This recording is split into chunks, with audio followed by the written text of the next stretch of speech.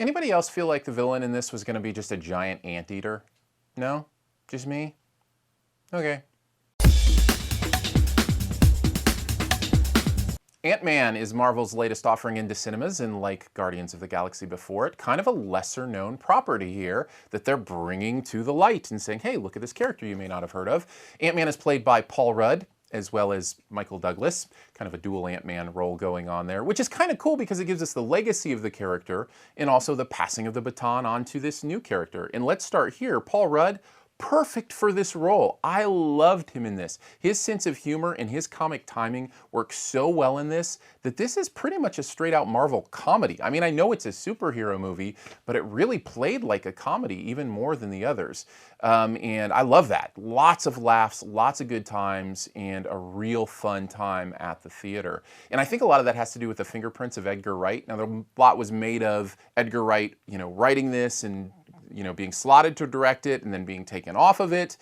And I have to tell you, I don't get often a chance to say this, I think they may have made the right choice. As much as I love Edgar Wright, to see his fingerprints on the humor is perfect, and then to have somebody else bring it to life in kind of that Marvel canon way, because, Edgar Wright has his own sensibility and wants to make his movie in his own way, and I get that, but, Marvel is very protective of their universe, and I think they may have made a good choice here because the end result does both very well. It has his quirky sense of humor, yet it fits in the Marvel universe very, very well.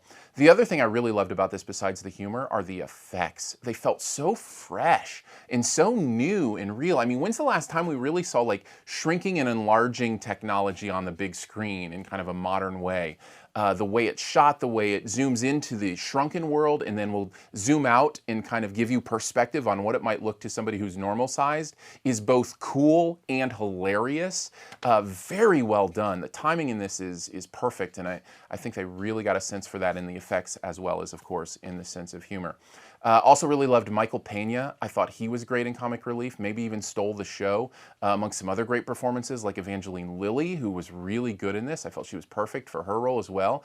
And looking forward to sequels because of that incorporate these characters in a new way. Bobby Cannavale and Judy Greer is kind of the mom and dad and the X family and the little girl that's his daughter. All of them very, very good. I loved these characters. I bought into all of them. The only negative thing that I can think to say is that it kind of telegraphed a lot of the major plot stuff. I shouldn't say a lot. A few of the major plot items I felt were telegraphed. I knew what was coming. At the end of the day, that's okay. I'd rather you have more confidence in the audience to let them figure it out with a little less spoon feeding. But at the end of the day, it's not a bad thing and really doesn't detract too much from the overall enjoyment of the experience, which I had a great time, and I think you will too. Overall, I give Ant-Man an A- is where I end on that.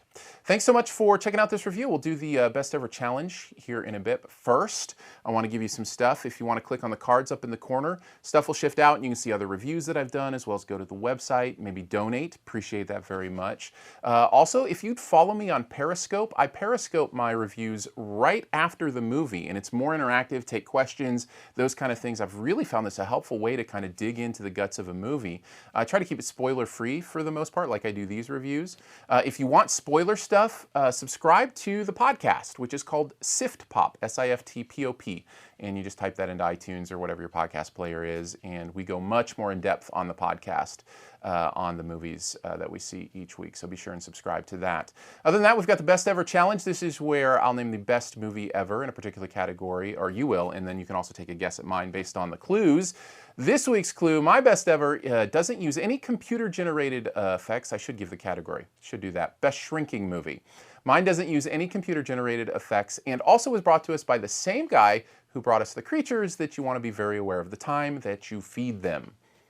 Take a guess at mine in the comments. Also leave yours. Love to have that discussion with you. And as always, here's 5 extra seconds to hit subscribe.